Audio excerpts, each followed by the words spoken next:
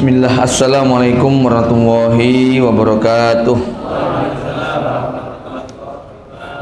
Innal hamdalillahi nahmaduhu wa nasta'inuhu wa nastahdihi wa natubu ilaih wa na'udzu billahi min syururi anfusina wa sayyiati a'malina may yahdihillahu fahuwal muhtadi wa may yudlil falan tajida lahu waliyyan mursyida.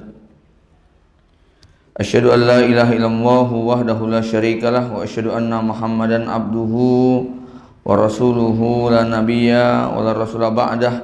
Allahumma shalli ala Muhammadin wa ala Muhammad kama shallaita ala Ibrahim wa ala ali Ibrahim innaka Hamidum Majid.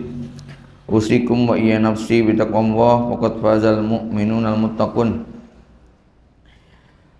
Jamaah yang dirahmati Allah Subhanahu wa taala, alhamdulillah, bersyukur kita pada Allah yang telah memberikan limpahan nikmat dan karunia-Nya kepada kita, nikmat iman Islam, nikmat sehat dan sempat, sehingga di kesempatan malam ini kita bisa berjumpa kembali di majelis ini.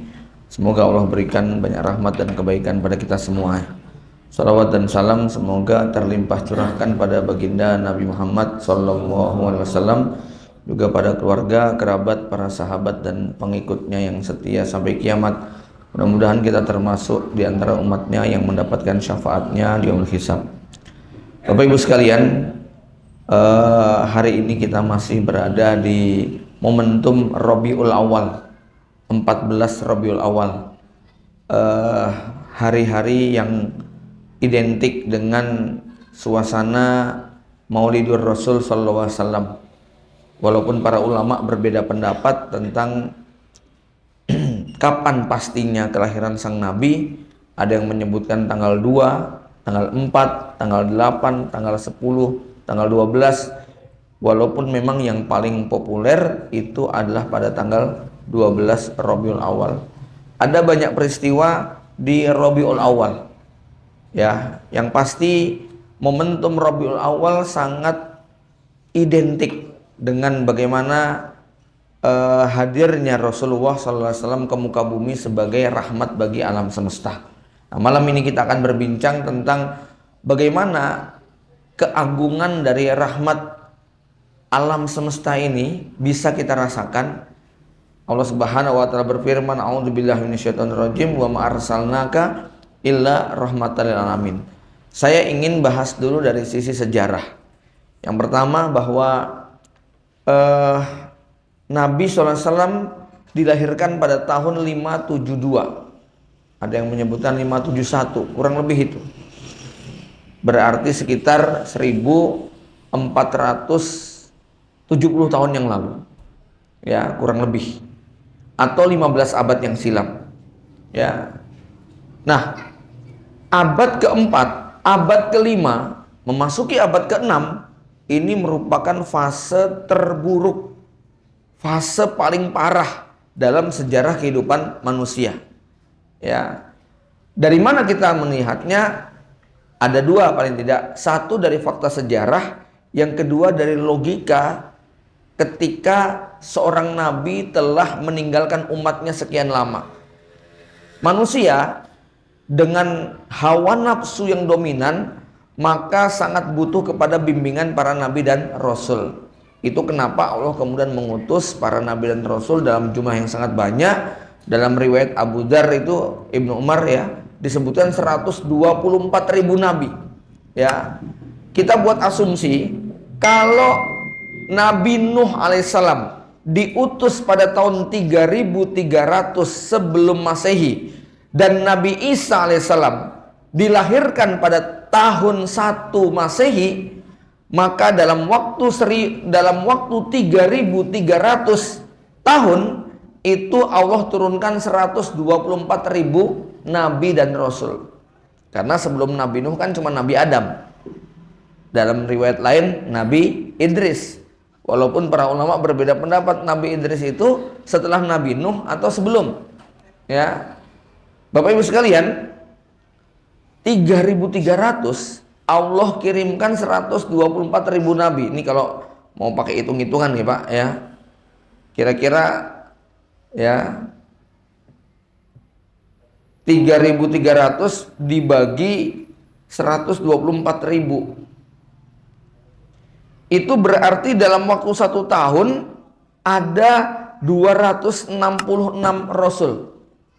Dalam waktu 1 tahun ada 266 rasul. Berarti hampir setiap hari itu ada nabi. Allah utus gitu kan, ya. 3.300 ya dibagi 100 ya, bentar.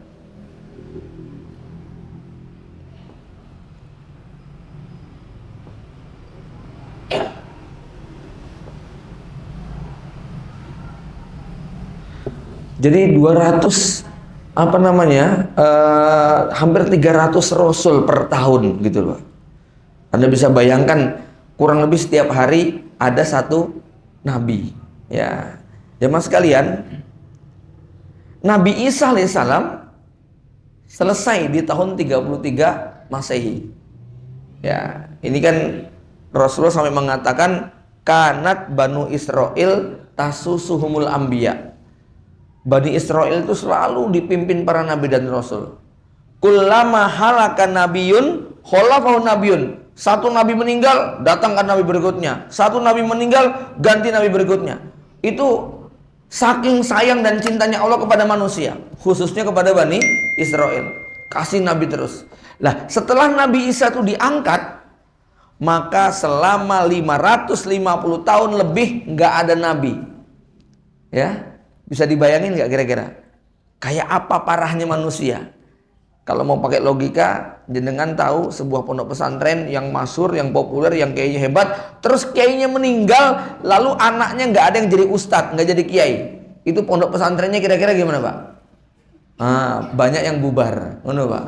Jadi begitu tokoh utamanya meninggal, biasanya kualitasnya mulai meredup. Nah, ini yang meninggal sang nabi. Ya. Jangankan kok Nabi Isa, lihat begitu Rasul wafat, gerakan kaum murtad, gerakan nabi palsu, gerakan orang-orang yang membanggang zakat, itu sudah ratusan ribu jumlahnya. Gitu kan ya. Sampai Abu Bakar kerja keras mati-matian untuk kemudian melakukan pengamanan, memerangi orang-orang yang membanggang zakat, karena sudah muncul Musailamah Al-Kadzab, pasukannya 40.000. Aswad al-Insi lebih dari 40.000. Sajah itu juga puluhan ribu. Belum lagi yang banggang zakat. Ini banyak sekali, dan itu adalah orang-orang Islam awalnya, Islam-Islaman gitu, Pak. Ya, mereka kemudian memberontak semacam itu. Maka wajar kalau setelah Nabi meninggal nggak butuh waktu lama, setan dengan sangat cepat untuk mengganggu.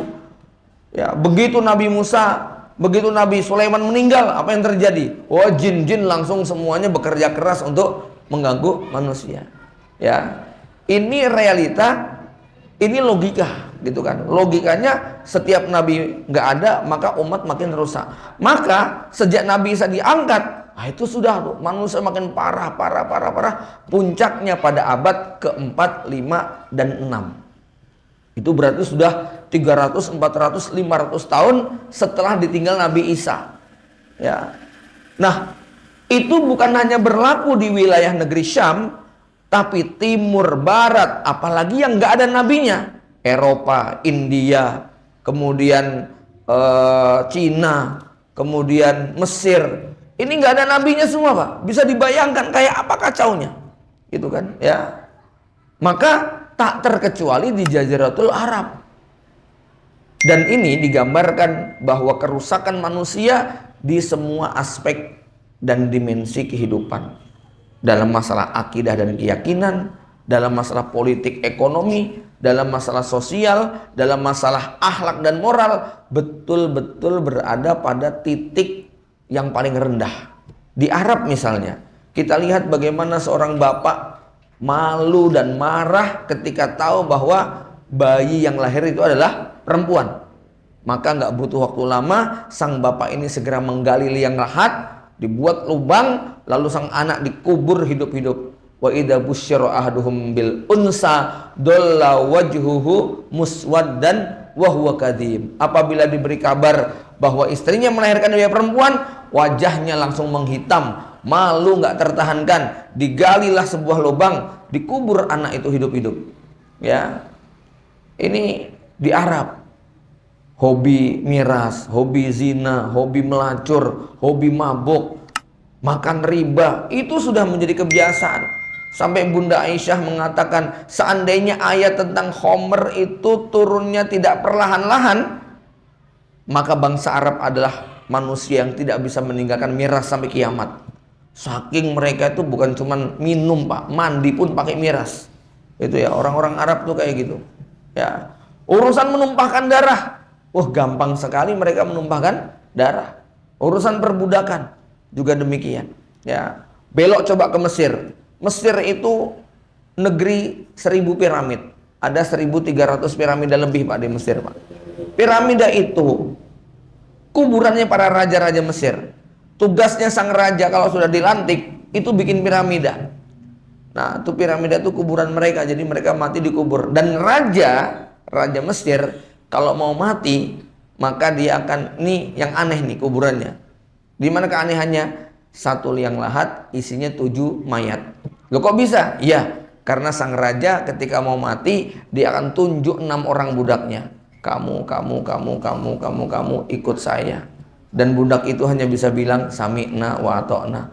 Maka bentuk liang lahatnya itu sang raja tidur berbaring, yang 6 orang duduk berhadap-hadapan dengan tangan ditangkupkan, gitu loh, dibentangkan untuk menopang tubuh sang raja. Rajanya enak mati duluan, lah budaknya hidup-hidup dikubur bareng-bareng.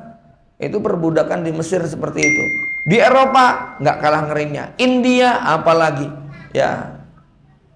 Maka di abad ke-4, 5, 6 inilah Allah digambarkan marah kepada manusia, seperti yang termuat di dalam hadis Muslim. Innallaha nadara ila ahlil ardi. Allah melihat ke penduduk dunia. Fama qotahum arabahum wa ajamahum. Allah marah kepada semua, timur, barat, utara, selatan, Arab maupun non-Arab. Betul-betul Allah murka kepada manusia. Kenapa? Nggak ada yang nyembah Allah lagi Pak.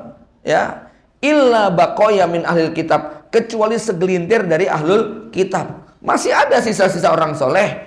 Di Arab misalnya ada yang namanya Waraqah bin An-Naufal, pamannya Khadijah, mengikuti ajarannya Nabi Ibrahim alaihissalam. Di Syam ada pendeta Bukhaira yang menyambut Rasulullah, buka-buka kitab, ngerti ini calon nabi, kan gitu. Kemudian di Madinah ada yang namanya Ibnu Hibban, pendeta Yahudi yang bolak-balik buka Taurat Injil, yakin bahwa sebentar lagi Nabi akhir zaman akan datang, walaupun nggak ketemu. Ya, orang solehnya masih ada, tapi bisa dihitung dengan jari. Yang jutaan, yang puluhan juta, yang ratusan juta tadi adalah orang-orang jahat semuanya.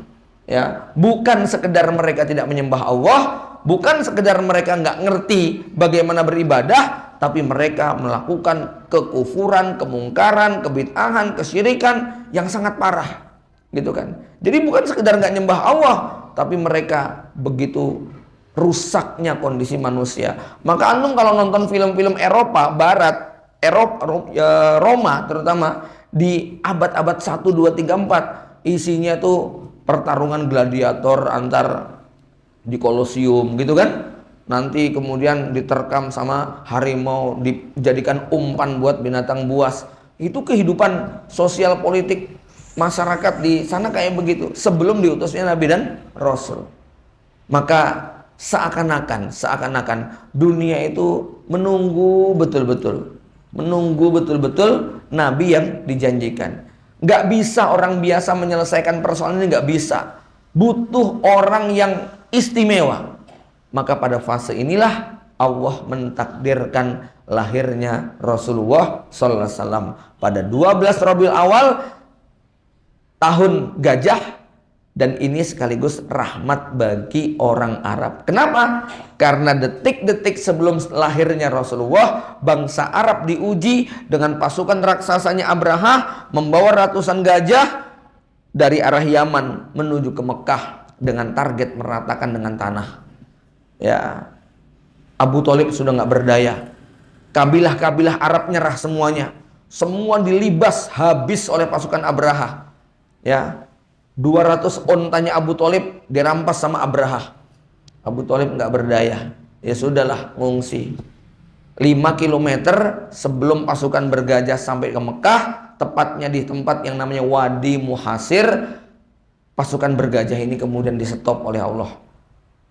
Gajah-gajahnya nggak bisa melaju ke arah Ka'bah. Kalau dibalikkan arah lari kencang, tapi begitu menghadap Ka'bah langsung berhenti deprok. Sampai kemudian ditusuk, disiksa, tetap nggak mau jalan. Dalam situasi seperti itu, datanglah toyron ababil, tarmihim bihijaratin min sijil, faja'lahum ka'asfin ma'kul. Ya, maka setelah peristiwa itu lahirlah Rasulullah SAW. Apa isyaratnya? Isyaratnya bahwa kehadiran Rasulullah menjadi berkah buat bangsa Arab, di mana Nabi dilahirkan pada momentum yang tidak akan pernah bisa dilupakan bangsa Arab, yaitu ketika Ka'bah akan dihancurkan. Harga diri bangsa Arab itu diselamatkan dalam momentum pasukan Abraha yang dihancurkan, dan itu bertepatan dengan lahirnya Rasulullah SAW. Maka bukan cuma itu, banyak sekali peristiwa-peristiwa besar. Lihat bagaimana api Majusi di Persia yang 70 tahun menyala, disembah manusia, tiba-tiba malam itu padam, mati semua apinya. Ya, kuil-kuil yang ada di Yaman, patung-patung yang ada di Syam, begitu juga berhala yang ada di sekitar Ka'bah, banyak yang berjatuhan, runtuh, ya, bangunan-bangunannya banyak yang roboh, seakan-akan kena gempa. Ini orang bertanya-tanya, ada apa ini? Ada apa ini? Ya, api Majusi 70 tahun nggak pernah mati, kok malam itu mati? Gitu kan ya. Ini betul-betul aneh sekali. Dan mereka kemudian akhirnya mengetahui lahirnya seorang bayi di kota Mekah. Bapak Ibu ini dari mata Allah, ini sejarah awal tentang rahmatan lil alaminnya. Jadi betul-betul dunia sangat butuh sosok manusia yang mampu menyelamatkan dunia dari kerusakan, dan Rasulullah yang ditakdirkan. Ya, ini poin yang pertama. Yang kedua, ya, kita perlu tahu apa arti dari rahmatan lil alamin. Ya, kenapa Nabi Muhammad SAW disebut sebagai rahmatan lil alamin?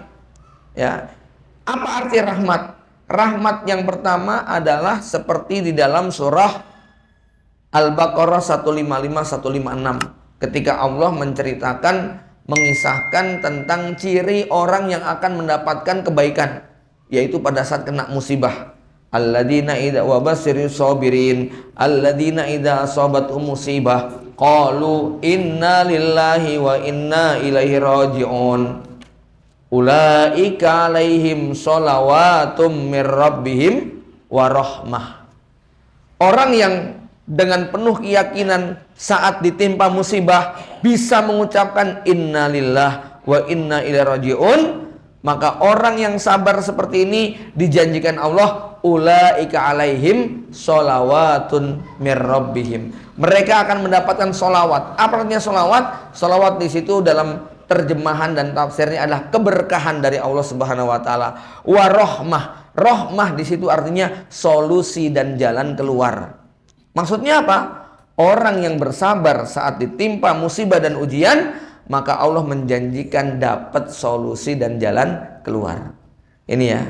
Maka makna rahmat adalah solusi dari segala permasalahan hidup. Dengan demikian, kalau Nabi itu dikatakan rahmatan lil alamin, maka Nabi Muhammad SAW adalah solusi dan jalan keluar bagi persoalan hidup manusia.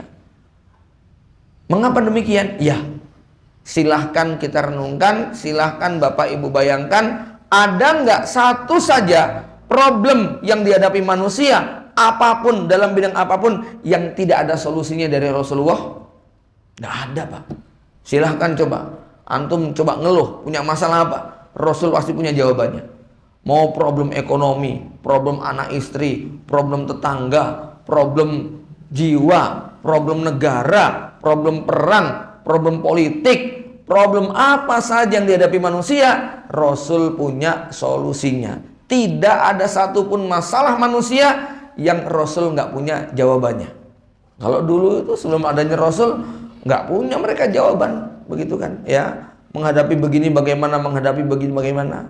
Dan Rasulullah SAW itu dalam skala lokal sebelum diutus memang sudah punya sifat demikian. Ini digambarkan oleh Ibunda Khadijah ketika beliau mengatakan, waktu itu kan Rasulullah habis turun dari Gua Hira ya, menerima wahyu pertama, ketakutan, menggigil, minta diselimuti. Kata Bunda Khadijah, janganlah engkau takut, sesungguhnya Tuhanmu tidak akan mungkin akan meninggalkanmu, Tuhanmu tidak akan mencelakakan kamu, sebab engkau adalah orang yang rajin menolong sesama, engkau rajin memerintahkan kepada kebaikan, engkau selalu menyambung silaturahmi. Dan kalimat terakhirnya, wa innaka latahmilul kallah. Ini kalimat yang Masya Allah ya. Kata Bunda Khadijah, wa innaka latahmilul kallah, dan engkau adalah orang yang selalu memikul beban orang lain. Itu Rasul dari sejak muda. Apa gambaran orang Arab? Mereka menggambarkan bangsa Arab, orang-orang Mekah, penduduk Mekah yang punya problem apapun, tidak akan pernah berputus asa untuk minta bantuan, untuk mengetuk pintu setiap rumah, sampai akhirnya mengetuk pintu rumah Rasulullah. Pokoknya kalau belum ketemu Rasulullah, mereka maju terus gitu kan ya. Kenapa? Karena tidaklah mereka punya masalah lalu mengetuk pintu Rasulullah, melainkan apa? Keluar masalahnya selesai. Itu semua orang Arab Pak ya. Jadi kalau antum hidup kira-kira di zaman Nabi lahir, antum kok tetangganya Nabi Muhammad belum jadi Nabi nih Pak, belum jadi Nabi ya. Terus antum punya problem, datang ke beliau, ketuk pintu rumahnya, pulang rampung problemnya. Itu ya. Itulah Rasulullah SAW. Wa innaka latahmilul kallah. Engkau sungguh betul-betul memikul beban semua orang. Ya. Ini kapasitas Rasulullah. Jadi kira-kira ginilah ya. Kalau saya membayangkan Rasulullah itu orang yang punya segala-galanya. Antum bayangkan punya tetangga orang paling kaya, jago kedokteran, pinter akupuntur, bekam dan pijat terapi gitu ya. Kemudian punya jabatan kedudukan ya, koncone presiden, bupati, menteri, pejabat, jaksa, hakim. Ya, terus apa lagi? Ya, jago main kuda, jago panah, jago main bola, jago ini, jago itu ya. Antum kira-kira ngadu masalah ke tetangga kayak begini, dirampungi mboten Mbak? Wah, rampung semua. Ayo, punya problem apa? Pak, saya punya masalah gini-gini Pak, saya ditilang. Oh, tenang, begitu ya. Langsung Kapolrinya telepon, gitu ya. Pak, tolong Pak, ini tangga saya gini-gini.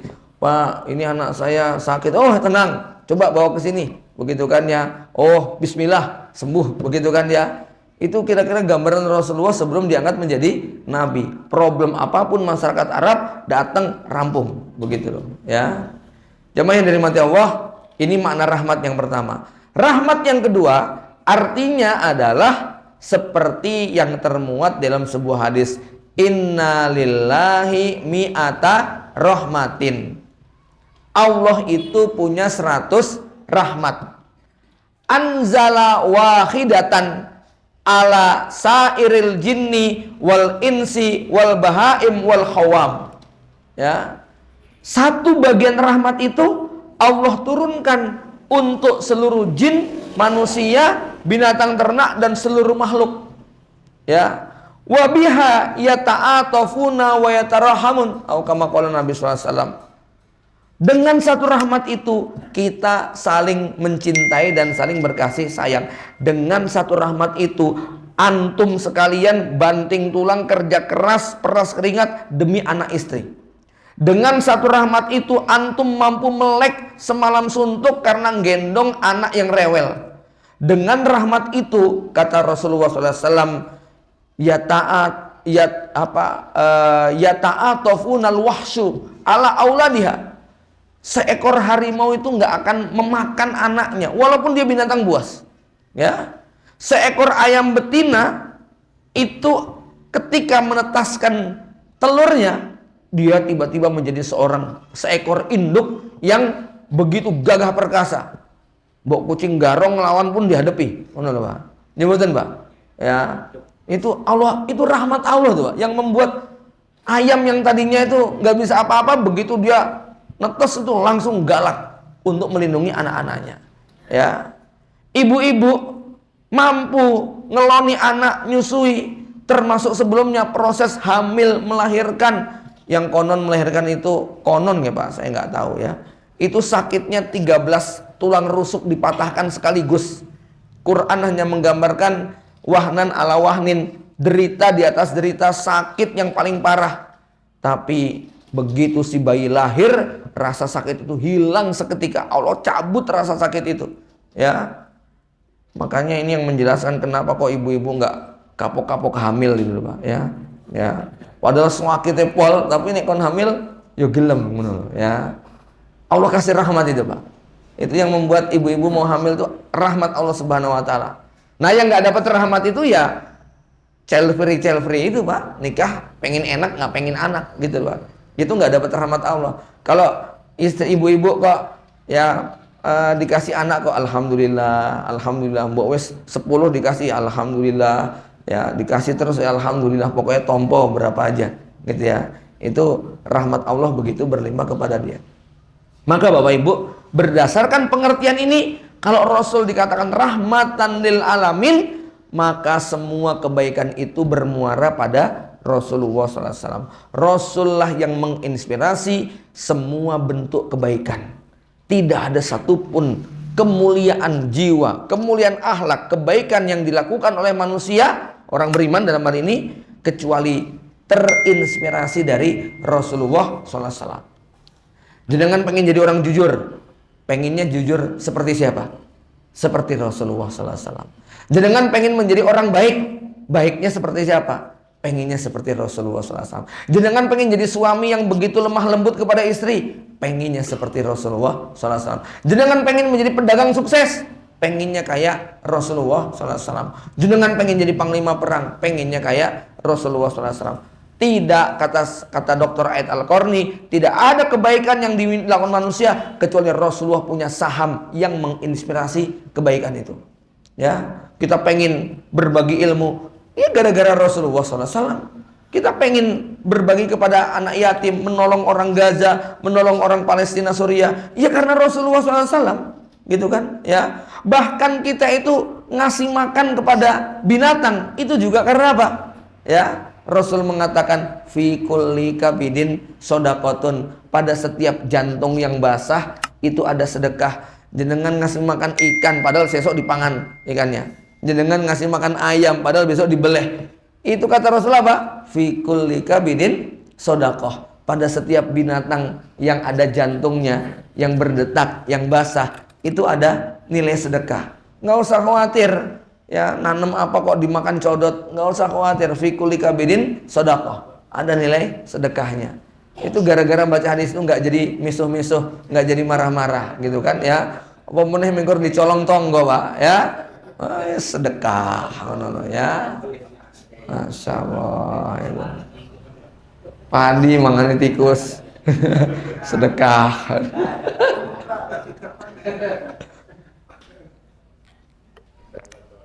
Ya pas dipangan sedekah, besoknya melaksanakan hadis Nabi yang lain. Apa itu?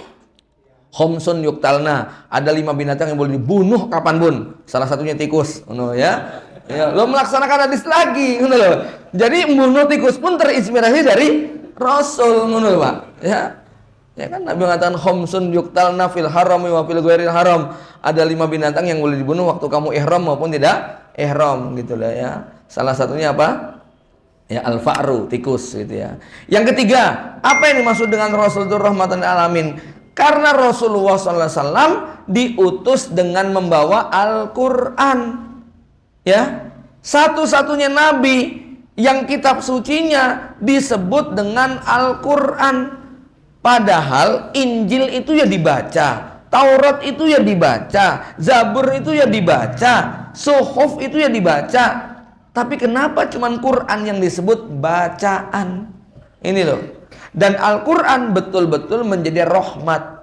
Apa dalilnya? Wa nunazzilu minal Qur'ani ma huwa shifaun wa rahmatul lil mu'minin. Betul-betul menjadi rahmat.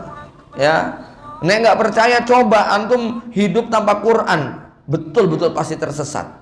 Ya, maka di mana Quran itu jatuh kepada manusia, manusia itu akan mendapatkan banyak sekali kebaikan. Kita pernah kutip ya tentang bagaimana mukjizat Al-Quran, di mana semua yang kena sentuhan Al-Quran Allah akan angkat derajatnya, Allah akan muliakan, baik benda mati maupun benda hidup. Lihat yang namanya malaikat Jibril, beliaulah yang membawa Al-Quran, maka beliau menjadi rajanya para malaikat. Ya, kemudian Rasulullah SAW yang mendapatkan Quran, maka Rasul adalah Sayyidul Anbiya wal Mursalin. Mekah dan Madinah, tanah yang kering kerontang, karena tempat turunnya Quran menjadi tanah haram, tanah paling suci di muka bumi. Ya, bulan Ramadan, bulan diturunkannya Al-Quran, maka dia menjadi apa? Bulan yang paling mulia. Malam Lailatul Qadar adalah malam turunnya Al-Quran, maka malam itu lebih baik daripada 1000 bulan. Para sahabat yang membawa Al-Quran kepada kita, maka dimuliakan. Tempat-tempat terpencil di muka bumi yang tadinya sepi, serem, horor, tempat jin buang anak, orang bilang, begitu dibuat pondok tahfidzul Quran, lihat bagaimana kemudian tempatnya menjadi penuh berkah. Ini sudah bukan menjadi rahasia lagi, Pak. Betul-betul Al-Quran menjadi rahmat dan berkah. Bahkan rahmat dan berkahnya bukan hanya untuk orang Islam, tapi non-Muslim juga merasakan. Ya, percetakan Quran itu, Pak, rata-rata milik siapa? Orang kafir semua, Pak. Gitu loh ya. Di Indonesia itu, oh serius loh ini. Karena saya juga nyetak Quran sama orang kafir, Pak. Gitu loh ya. Cina kafir lagi gitu kan ya. Ini mereka punya toko buku terbesar se-Indonesia. Jumlahnya lebih dari 100. Ya. Tapi mereka punya Quran banyak sekali, nyetak Quran, jualan Quran, punya Quran. Dan ketika mereka kita ajak ngobrol, mereka bilang, kalau kami sampai nggak jualan Quran, mending nggak jualan buku, begitu loh. Ya, jadi percetakan di sini tuh banyak diselamatkan dari kebangkrutan gara-gara nyetak Quran, menurut. Ya, jadi rahmatnya bukan cuman buat kita aja. Ternyata orang-orang itu mereka malah bukan nyetak Injil, Pak. Gitu kan. Ada nggak percetakan Muslim nyetak Injil? Nggak ada, gitu kan ya. Tapi orang Kristen nyetak Quran, wah, puluhan juta eksemplar tuh yang nyetak mereka semuanya. Gitu kan ya. Mereka dapat berkah dalam tanda kutip, rezekinya berlimpah gara-gara nyetak Quran, gitu kan ya. Ini yang ketiga ya, makna rahmatan lil alamin. Karena Quran menjadi obat ya.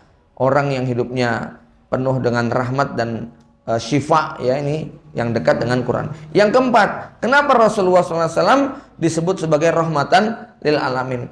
Karena Rasul diutus bukan bersikap lokal, tetapi global, internasional. Semuanya wajib beriman.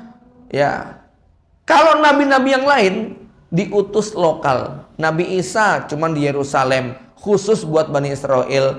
Nanti Nabi Yunus itu cuman berapa pengikutnya? 100.000 ya, setelah itu di wilayah Oman kalau Nabi Yunus. Kemudian kalau Nabi Musa, wilayah dakwahnya Mesir sama Syam. Kemudian nabi-nabi yang lain sifatnya terbatas. Tapi Rasulullah SAW sudah lintas negara, lintas benua, lintas zaman. Apa maksudnya lintas zaman? Semua nabi dan rasul yang 124.000 tadi, Pak, itu ketika masih hidup dibaiat sama Allah, diambil sumpahnya. Apa isi sumpahnya? Kalau kamu dikasih umur panjang dan sempat ketemu dengan nabi yang nanti aku utus, namanya Muhammad bin Abdullah, nama lainnya adalah Ahmad, ya. Apa kata Allah? La tu'minun nabihi wa la tansurunnahu. Wajib bagi kamu untuk beriman kepada nabi itu, dan kamu wajib menolong nabi tersebut. Itu semua nabi disumpah begitu, Pak. Ya, makanya betul-betul ini sifatnya adalah seluruh dunia. Ya. Kemudian yang kelima, kenapa disebut sebagai rahmat? Rasulullah adalah rahmatan lil alamin. Ya, karena ajaran Rasulullah SAW betul-betul menjadi rahmat bagi seluruh alam. Maksudnya bagaimana? Lihat kalau ada muslim perang sama orang kafir, ada aturan khususnya nggak, Pak? Ada. Nggak boleh membunuh kakek-kakek, nggak boleh membunuh wanita, nggak boleh membunuh balita, nggak boleh merusak tanaman, nggak boleh membunuh binatang sembarangan, nggak boleh membakar, nggak boleh mencincang. Itu menjadi rahmat. Coba negara-negara agama-agama yang lain ketika masuk melakukan ekspansi penjajahan, apa yang mereka lakukan? Ya, main bakar, main bunuh, main sembelih, nggak peduli laki, perempuan, binatang ternak rusak, diracuni dan sebagainya. Rasulullah itu perangnya saja mendatangkan rahmat bagi seluruh alam. Ya, rahmat bagi semut yang di lubang. Kenapa? Karena Rasul bersabda, ya, dilarang untuk kencing di lubang-lubang. Nanti kasihan itu yang di dalam. Maka semut itu mendoakan orang berilmu karena dapat ilmu dari Rasul. Sebab jadi para ulama menjelaskan begini, kenapa ikan-ikan di lautan kok memintakan ampun kepada para penuntut ilmu? Kenapa semut-semut dalam lubang memintakan ampun kepada penuntut ilmu? Karena ilmu yang didapatkan dari Rasulullah SAW itulah ilmu yang dipakai untuk melestarikan alam, gitu kan? Ya, sebab dalam Islam itu, masya Allah Bapak Ibu sekalian, ya. Coba Nabi mengatakan, man qata'a sidrotan sawwaballahu ra'sahu fi nari jahannam. Siapa yang menebang satu batang pohon saja tanpa alasan yang benar, Allah akan celupkan kepalanya ke neraka jahanam. Ini dosa besar tuh yang melakukan pembalakan liar di hutan-hutan itu, Pak. Ya, satu batang saja dicemplungkan ke dalam neraka. Ini kalau mereka praktekkan hadis Nabi seperti ini, ya, maka hutan aman nggak kira-kira? Aman. Itulah rahmatan lil alaminnya. Hutan pun berterima kasih kepada Rasulullah SAW. Binatang-binatang buas berterima kasih kepada Rasulullah. Kenapa? Karena Rasul bersabda, ya, siapa yang menanam tanaman kemudian dimakan binatang buas, maka itu akan menjadi sedekah bagi dia, gitu kan? Ini hadis ini penjelasannya apa? Kita dianjurkan untuk menggarap lahan-lahan, ya, yang tidak terjamah, yang kosong-kosong itu harus kita garap. Maka Nabi mengatakan, seandainya besok kiamat, wa fi yadikum fasilah, dan di tangan kamu itu ada benih kurma, maka tanamlah walaupun jelas-jelas kamu tidak bisa mengetahui panennya. Ini seandainya perintah hadis Nabi seperti ini dipraktekkan oleh umat Islam yang jumlahnya 1,5 miliar di seluruh dunia, dijalankan sebulan sekali aja, wajah dunia Islam hijau semua nggak, Pak? Ya, bayangin loh, 1,5 miliar batang pohon loh per bulan, berarti 1 tahun berapa batang? 18 miliar batang. Nek melaksanakan hadis Nabi tadi, nanem, hijau semuanya, gitu kan? Ya. Itu semua karena apa? Rasulullah SAW, ya. Larangan untuk pokoknya betul-betul rahmatan alamin. Karena apa? Rasul memiliki aturan-aturan yang sangat luar biasa. Dilarang mencemari air, mencemari lingkungan, ya. Ngelihat sampah, kata Rasulullah apa? Ya, inni ra'aitur rajula yataqallabu fil jannati fi husnin amatuha anitorik. Aku ngelihat ada orang masuk surga, itu nggak punya amalan apa-apa, amalannya cuma apa? Nyingkirkan sampah dari jalan, gitu kan, ya. Maka kalau nyingkirkan sampah aja pahalanya masuk surga, nek buang sampah sembarangan kira-kira gimana? Apalagi buang limbah sembarangan, gitu kan, ya. Ini menggambarkan tentang Rasulullah rahmatan lil alamin. Jamaah Bapak Ibu yang dirahmati Allah Subhanahu wa taala. Jadi betul-betul kita harus punya rasa rindu cinta dan nggak boleh berhenti sampai di sini.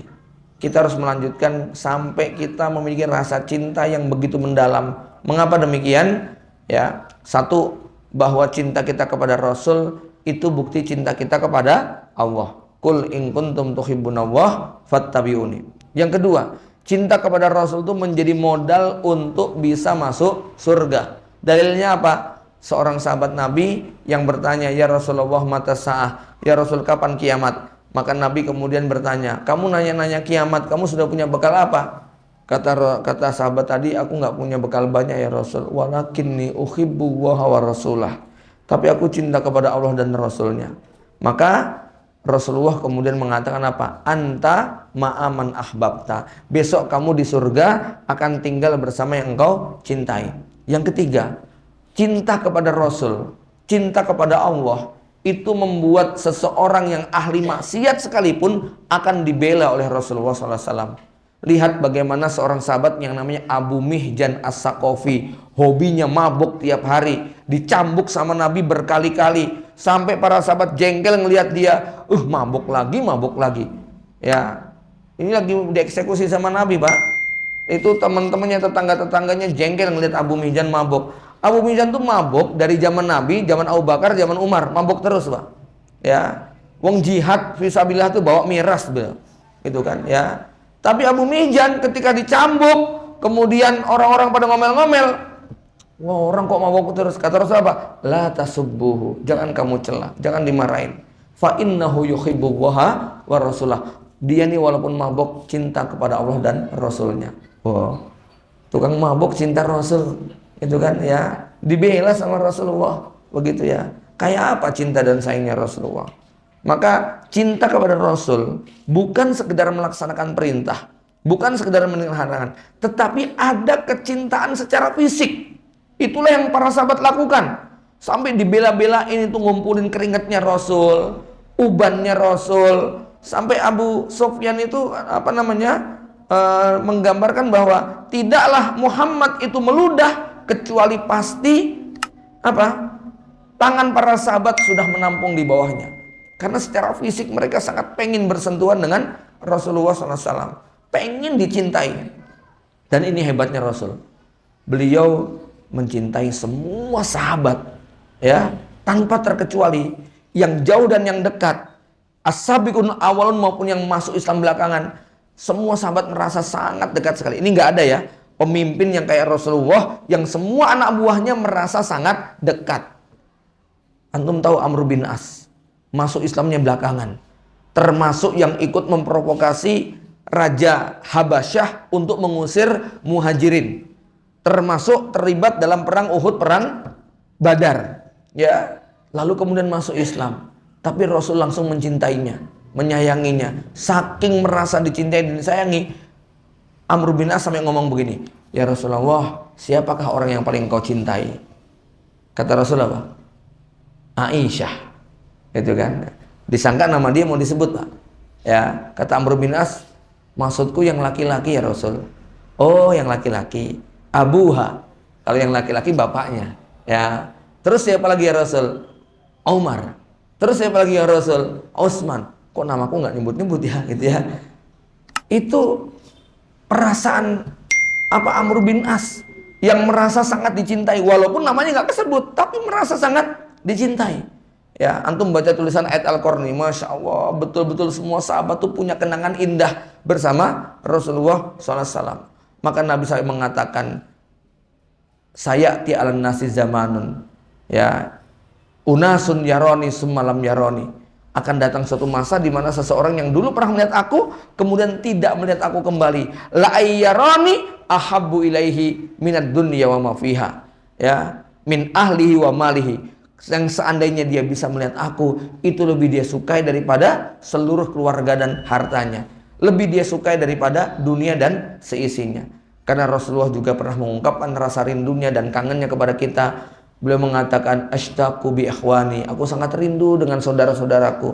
Lalu para sahabat mengatakan, nahnu ikhwanuka ya Rasulullah, kami kan para saudaramu. La antum ashabi laisa ikhwani, kata Nabi. Kamu bukan saudara-saudaraku, tapi kamu adalah para sahabatku.